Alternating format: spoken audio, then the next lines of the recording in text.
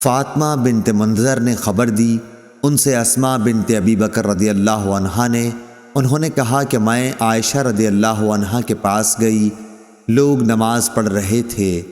میں نے اس بے وقت نماز پر تعجب سے پوچھا کہ یہ کیا ہے؟ حضرت عائشہ رضی اللہ عنہا نے سر سے آسمان کی طرف اشارہ کیا۔ میں نے پوچھا کیا کوئی نشانی ہے؟ انہوں نے سر کے اشارے سے ہاں کہا، کیونکہ سورج گہن ہو گیا تھا۔ اسماء نے کہا کہ نبی کریم صلی اللہ علیہ وسلم دیر تک نماز پڑھتے رہے، یہاں تک کہ مجھ کو غشی آنے لگی۔ قریب ہی ایک مشک میں پانی بھرا رکھا تھا، میں اسے کھول کر اپنے سر پر پانی ڈالنے لگی۔ پھر جب سورج صاف ہو گیا تو رسول اللہ صلی اللہ علیہ وسلم نے نماز ختم کر دی۔ اس کے بعد آپ صلی اللہ علیہ وسلم نے خطبہ دیا۔ پہلے اللہ تعالیٰ کی اس کی شان کے مناسب تعریف بیان کی، اس کے بعد فرمایا اما بعد۔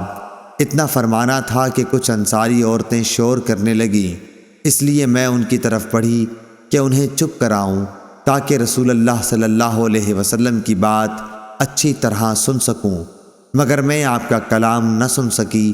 تو پوچھا کہ رسول اللہ صلی اللہ علیہ وسلم نے کیا فرمایا؟ انہوں نے بتایا کہ آپ نے فرمایا کہ بہت سی چیزیں جو میں نے اس سے پہلے نہیں دیکھی تھیں، آج اپنی اس جگہ سے میں نے انہیں دیکھ لیا، یہاں تک کہ جنت اور دوزخ تک میں نے آج دیکھی۔ مجھے وحی کے ذریعے یہ بھی بتایا گیا کہ قبروں میں تمہاری ایسی آزمائش ہوگی جیسے کان دجال کے سامنے یا اس کے قریب قریب۔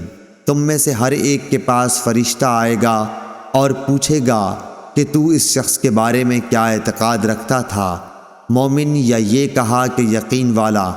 ہشام کو شک تھا، کہے گا کہ وہ محمد رسول اللہ صلی اللہ علیہ وسلم ہیں، ہمارے پاس ہدایت اور واضح دلائل لے کر آئے، اس لیے ہم ان پر ایمان لائے، ان کی دعوت قبول کی، ان کی اتباع کی اور ان کی تصدیق کی۔